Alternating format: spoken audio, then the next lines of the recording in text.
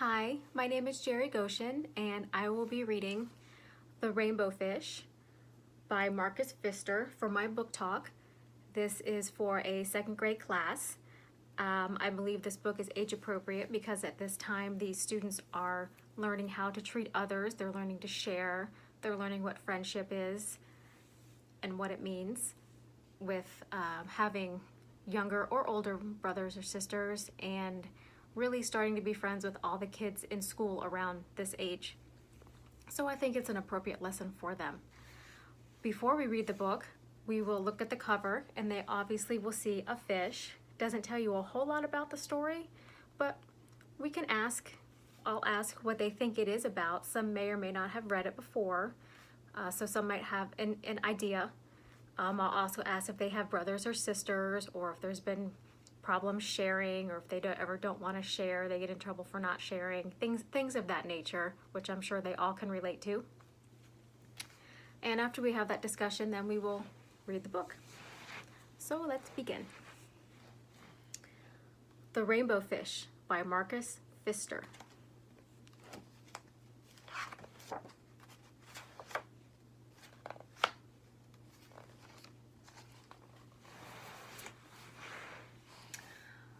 A long way out in the deep blue sea, there lived a fish. Not just any ordinary fish, but the most beautiful fish in the entire ocean. His scales were every shade of blue and green and purple, with sparkling silver scales among them.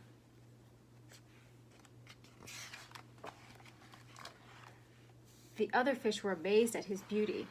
They called him Rainbow Fish. "Come on, Rainbow Fish," they would call. "Come on and play with us."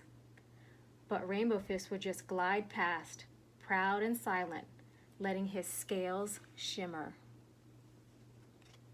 I would stop occasionally and ask the kids how they felt about what just happened in the story.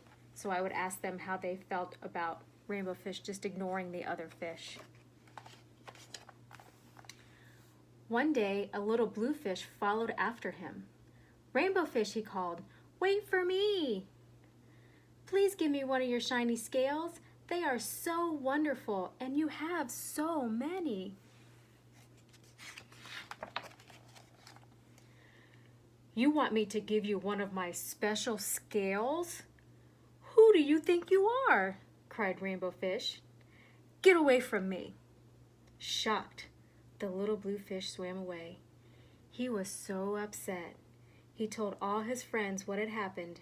From then on, no one would have anything to do with the Rainbow Fish. They turned away when he swam by.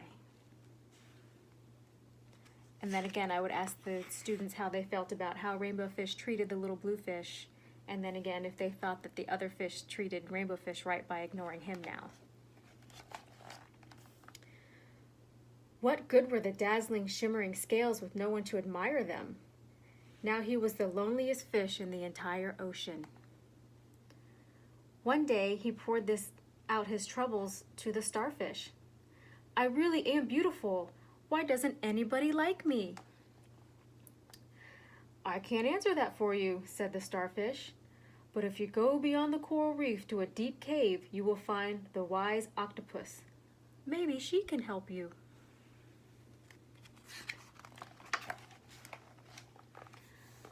The Rainbow Fish found the cave. It was very dark inside, and he couldn't see anything. When suddenly, two eyes caught him in their glare, and the octopus emerged from the darkness.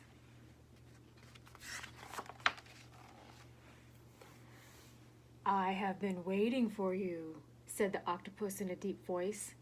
"The waves have told me your story. This is my advice. Give a glittering scale to each of the other fish.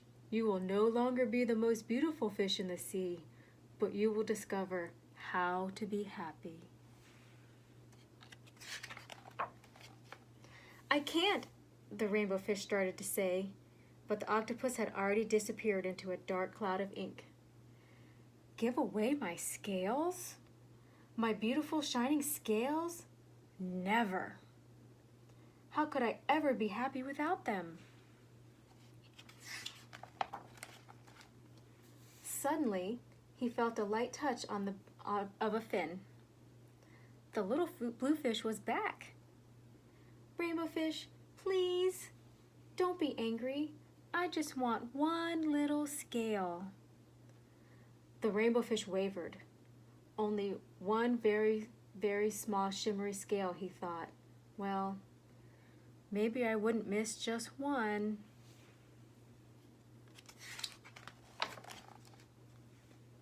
Carefully, the rainbow fish pulled out the smallest scale and gave it to the little fish.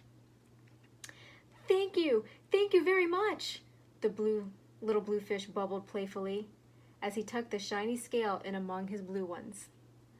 A rather peculiar feeling came over the rainbow fish. For a long time he watched the little blue fish swim back and forth with his new scale glittering in the water.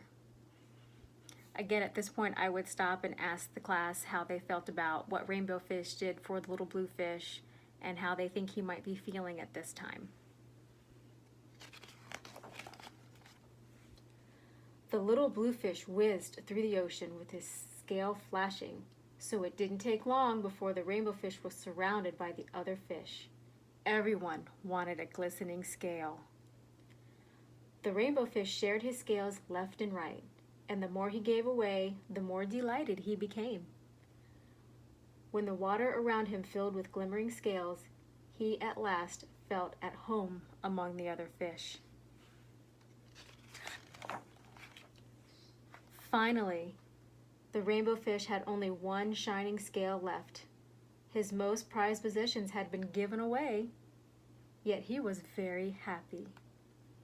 "Come on, rainbow fish," they called. "Come and play with us." "Here I come," said the rainbow fish, and happily as a splash, he swam off to join his friends. That's the end. So obviously this book is a lot about feeling and how to treat people and how to share. So we would have another discussion after the book was read about how rainbow fish made the other fish feel and what was the problem of the story and what was ended up being the solution and how they felt. And we would try to relate it to the students in their life. If they had a little brother or sister they had to share their toys with, or a classmate, or something of the sort.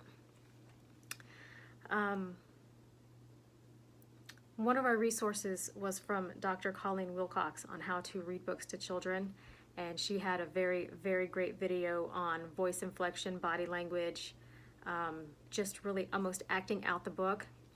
As you can see, I'm still working on that, but I try. I'm getting better. I think it's very important to emphasize certain parts to the students, and make sure that they understand when something is important. So using the different voices and keeping the students' interest is a key detail to reading to students. She also says that it does lengthen their attention span and will cause their curiosity to peak, and they will be more wanting more to hear the story or read more books. So that was a great resource that we used, that I used for reading this book. And that is it at this point. We would go start working on our centers, and that's that. Okay, thanks.